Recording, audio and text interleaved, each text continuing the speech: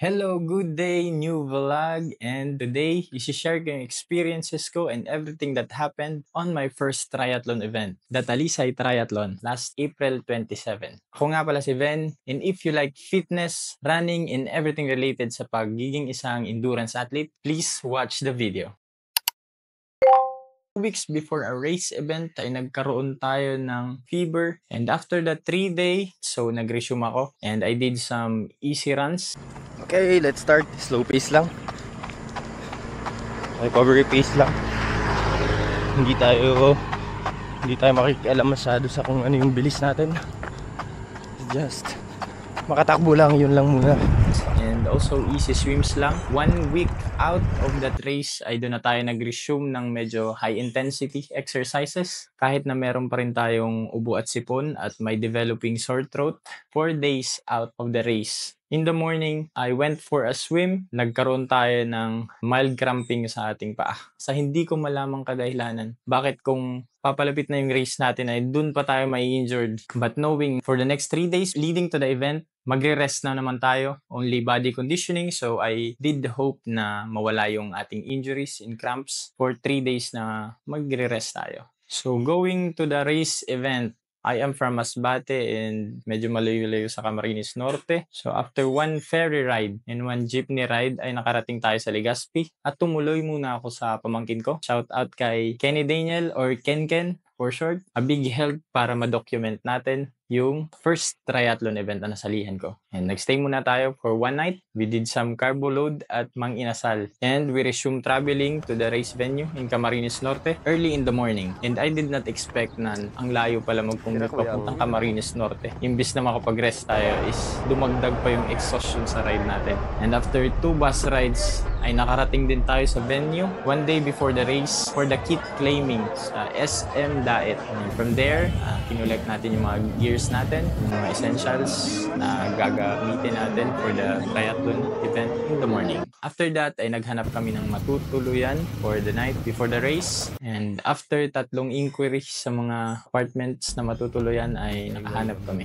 And on that night, I did also carbo load and I prepared my gears, mga gagamitin natin para sa triathlon event.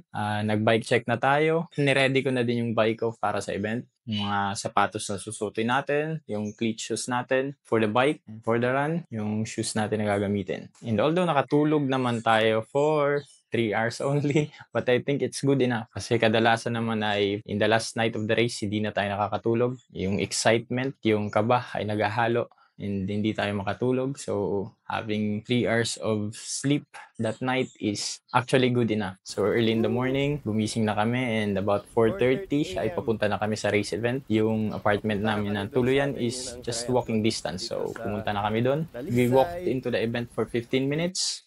Pagkarating namin sa event ay nag-proceed agad kami sa may mechanic na nag-bike check ng dala kong bike. And nilagay ko na yung mga gears ko sa paglalagyan ng ating bike kung saan tayo. Nalimutan ko kung ano yung tawag nun. After putting our gears in the placement of the bike, ay nag-proceed na tayo papunta sa health check naman. Sa health check naman ay they did check the blood pressure at yung condition ko. On my first check is karoon tayo ng high blood pressure about 130 over 90. Kaya yung ginawa sa akin ay pinarest muna ako ng ilang minute. After resting for about 5 minutes ay pinaulit ako mag-take ng health check and gladly ay okay na yung blood pressure natin. 120 over 80, sakto lang talaga. And hooray! Okay na. Race ready na tayo. So ginawa natin is nag-warm up. And after warm ups ay nag-proceed tayo sa swim course para mag-warm up din at ma-gauge ko din kung kakayanin ko yung alon ng race. Hindi ko inakala na ganun kalakas yung alon. Doon ako sinagupa ng katotohanan na hindi ko to napaghandaan. But hindi tayo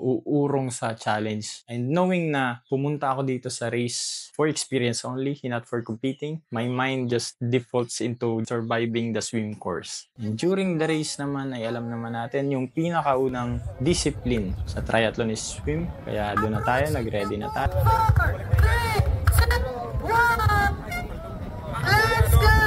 Ayan na po ang ating age bracket 20 to 29. Hindi ko inakala na mapapagod agad ako sa swim. And lahat ng technique na na-search ko at ginawa ko sa training ko for about a month is hindi ko nagawa pagdating sa race day. Medyo nagpanic ako and napagod agad ako. So, I cling onto the ropes, into the floating devices naman na nakalagay sa gilid.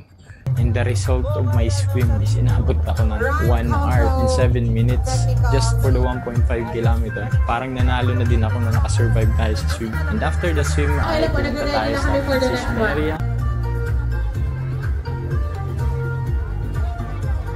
And as this is my first time, medyo nagka-problema tayo sa mounting natin sa bike. Go, dito ba yan?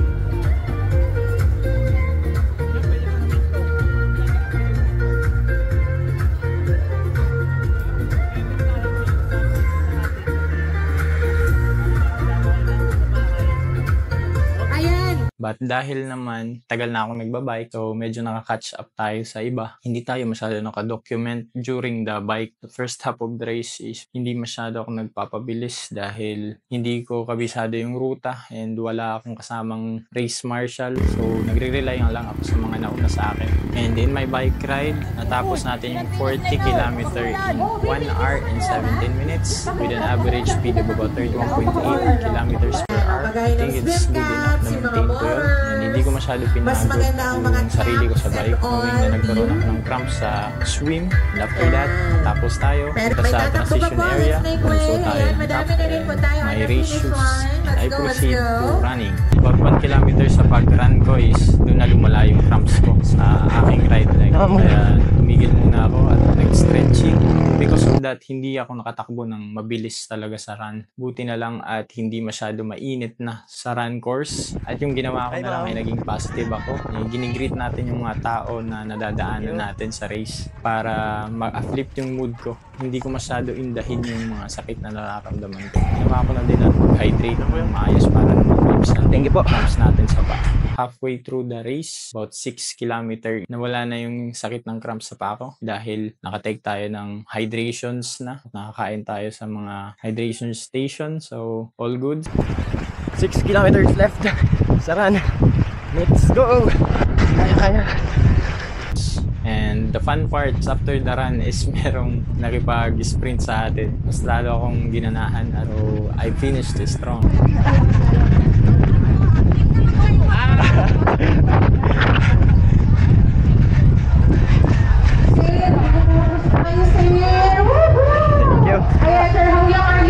Kahit naman hindi ko nakuha yung gusto kong result sa race, ay naging happy pa rin tayo dahil natapos natin yung first triathlon na salihan natin. And for that, I think everyone is a winner. Sa lahat ng nag-participate, lahat tayo ay winner. I salute you all guys. At sa mga nanalo, I congratulate them also. Napakalakas niyo. And I give kudos to the people that organized the Talisay Triathlon. This is the 4th time na nagkaroon ng event ng Talisay Triathlon and I'm glad na isa ako sa mga naka-participate. And next year, I will come for you and magkukumpete na ako. So this time for experience, next time for competition. And I'll do my best. My thoughts after the race is kahit na mahirap yung napagdaanan natin sa race, never forget na yung pinaka-importante is yung experience, yung celebration sa gift ni God na katawan sa atin, na healthy, and also the sound mind that God gave us. A great blessing at yung mga tao na nakasalamuhan natin. I think that is part of the reward of the race. Even yung mga sakit and suffering na pinagdaanan natin sa race is part of the thing that gives us great pride and makes the race worth it. So next time, ay address ko na yung mga issues na nagkulang ako,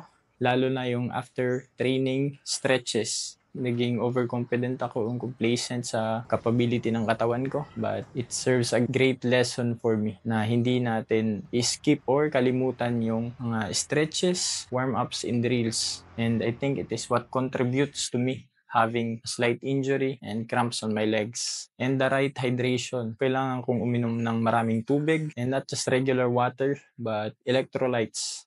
And the supplements, yung pag-take ng mga magnesium, calcium, and vitamin C. Hindi ko siya na-take mga 2 weeks before the race. And sa next race natin, in the Gaspi Marathon, paghahandaan na natin to take the right supplements dahil very important siya. Maybe kung ginawa ko yung mga yon, hindi tayo masyadong na-injured at hindi tayo nagkaroon ng cramps. And that's it for my first triathlon event. And if you like this video, please like, share, and i-ring nyo na din yung notification bell para updated kayo sa mga next videos na i-upload ko. And as always, stay active, God bless, run safe, and always race happy.